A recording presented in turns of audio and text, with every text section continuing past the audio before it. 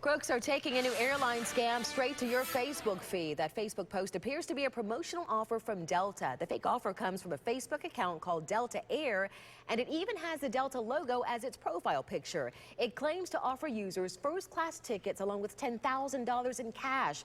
But don't fall for it. It is a scam. The offer sends you to another website that steals your personal information.